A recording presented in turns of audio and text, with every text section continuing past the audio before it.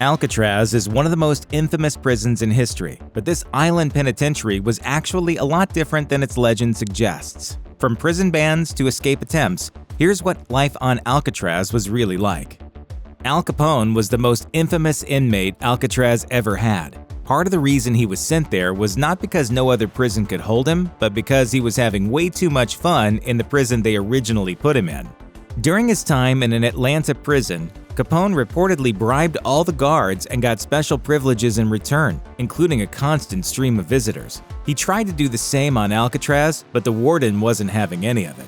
Capone was just like any other inmate. The one time he did get his way was when he begged for permission to form a band. His band, the Rock Islanders, included 12 members and 2 alternates. They practiced during the week in the barbershop, and they sometimes gave concerts on Sunday afternoons. Capone wrote to his son, relishing in his musical hobby and bragging he knew over 500 songs. One ex-inmate told reporters Capone had become a pretty good banjo player.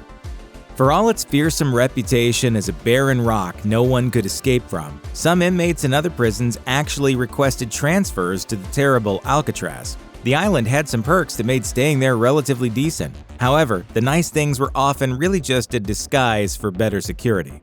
Take the prison food, for example. Alcatraz's first warden knew that prisoners were more likely to riot if their meals were terrible, so they served decent grub. One menu from the 1940s included bacon jambalaya, pork roast with all the trimmings, or beef pot pie anglaise. While the cells on the Rock were tinier than normal, they only housed one man, and that level of relative privacy was something the prisoners absolutely loved. Perhaps the best perk was the showers. The actual equipment was nothing special, and there was no privacy, but unlike other prisons, Alcatraz allowed its inmates access to moderately hot water. The idea was, if they ever tried to escape, the freezing bay water would be even more of a shock.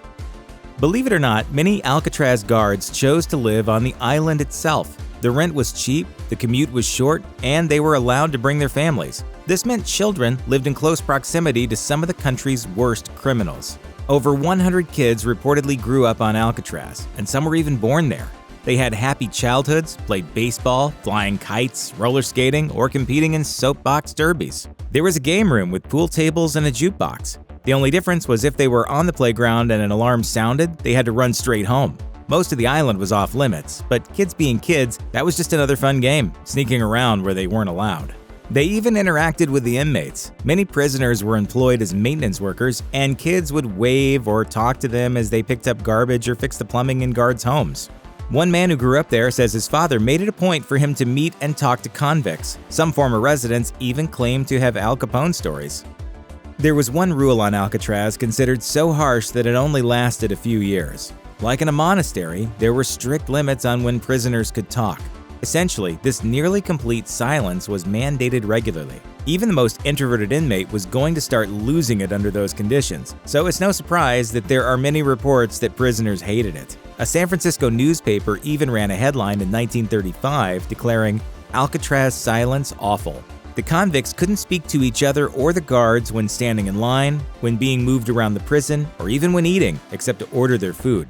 The only times they could converse freely were in the exercise yard on the weekends or at work in the factory. Desperate, many inmates drained the water from their toilets and found a way of communicating through these sewage pipes. The rule was repealed in the late 1930s, less than 5 years after it was instituted. While prisoners might sit in their cells dreaming about escaping, very few of the inmates on Alcatraz ever actually attempted it. The Rock was known as the country's most secure prison, and criminals there seemed to have decided it wasn't worth trying. The vast majority simply resigned themselves to serving out their time. The exceptions were few and far between. In the 29 years the prison was open, 36 men were involved in 14 escape attempts. None of them succeeded, and only 2 of those 36 men tried twice. However, 23 were caught in the act, 6 were shot and killed during their attempts, and at least 2 drowned in the freezing bay. The other bodies were never recovered.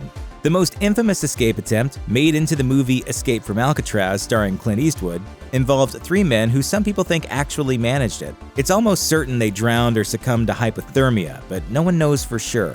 Other attempts to flee were just as interesting. One prisoner who worked in the laundry room stole a complete army uniform piece by piece over time, then put it on and just walked onto a boat.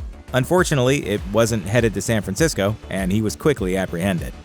Prisoners might not have tried to escape often, but that didn't mean they were always happy inside. No! When they got upset, sometimes they went on strike.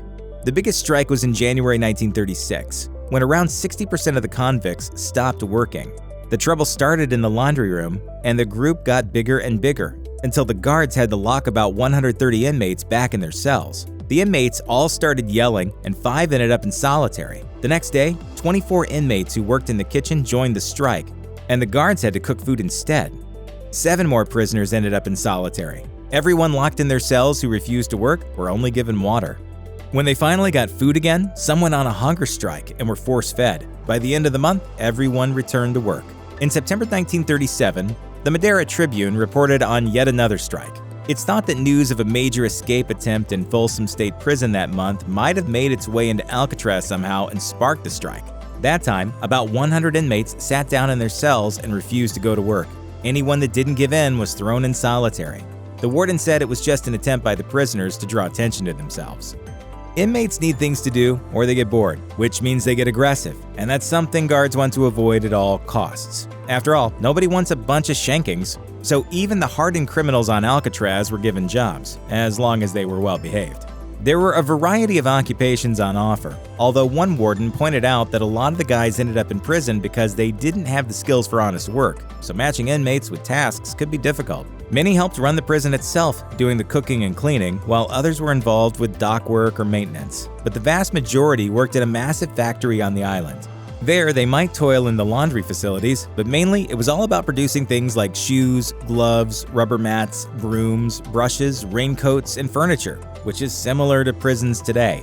They also helped repair buoys used in the bay, and during World War II, they did their patriotic duty by making cargo nets for the Navy. Life in Alcatraz wasn't all sitting in cells and working. Inmates were allowed to have fun. Prisoners could borrow from the library, with each reading an average of 7 books and 3 magazines a month. There were bi-weekly church services for the spiritual, and in the yard, men played chess, checkers, horseshoes, and dominoes. The more athletic could try their hand at baseball or handball. In 1936, 60 inmates took part in a serious softball league, and the intellectuals could sign up for 19 different correspondence courses, including poultry husbandry, elementary English literature, the beginning of civilization, and beginning algebra. One of the major forms of entertainment was gardening. According to the Golden Gate National Park Conservancy, the so-called rock was actually a great place for plants, thanks to the military importing soil to the island in the 1800s. When the Federal Bureau of Prisons took over in 1933, the warden's secretary started taking care of the plants and convinced the warden to let prisoners help too. They worked with horticulturists to transform the rock into a paradise. Inmate Elliot Michener worked on the gardens for 9 years and got so into it that he was even given special permission to order seeds and bulbs. He later said the hobby was the start of a lasting interest in creativity. The gardens were so beautiful and historic that they were restored in 2003.